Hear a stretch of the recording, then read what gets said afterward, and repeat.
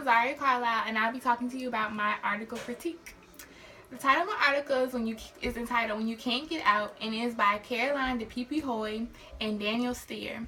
The journal I got my article from is entitled "Teaching Exceptional Children," and it is dated November/December 2012. My article is about how teachers help students with severe intellectual disabilities practice skills they will need in the real world. This is called CBI, Community-Based Instruction.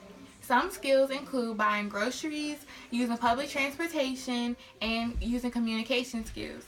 CBI is practiced when teachers take students into the real world to learn skills. There are issues with CBI, although.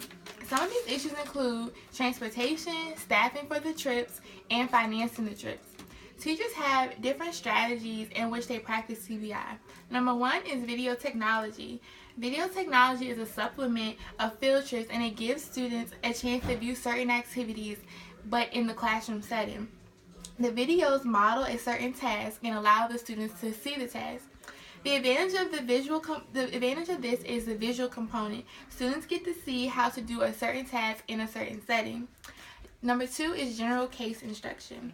The goal is to teach students using examples of skills that show a range of situations that students may face in real life. Example of this is restaurant menus or applying for jobs. Number three is community-based instruction and stimulations. Diamond explained this as teaching skills that are needed in both the community and school settings. Number four is social stories.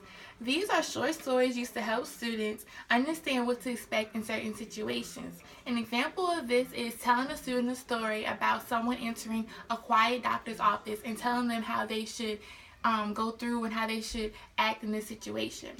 Teachers also have a process they use to select the most effective school-based instruction.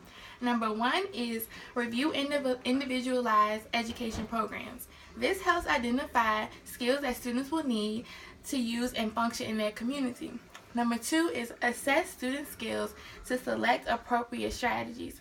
This helps the teacher understand the skills that students already know and the skills that they do not know, so they're not reteaching them anything that they already know how to do. Number three is implement school-based instruction with CBI.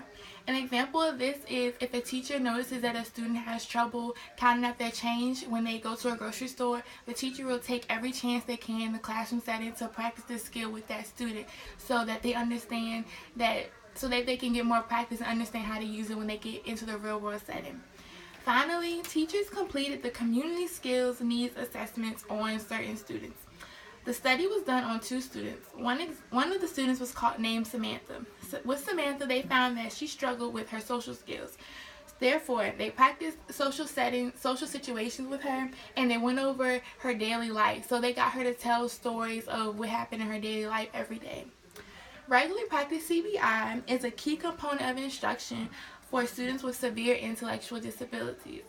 I chose this article because I did not know a lot about CBI, and I really wanted to get to know and see how teachers are helping students with severe intellectual disabilities handle transition to the real world. This article taught me a lot and had a lot of good information. It also used real life case studies so you can actually see how teachers are using this and what they're doing in the real world. Thank you.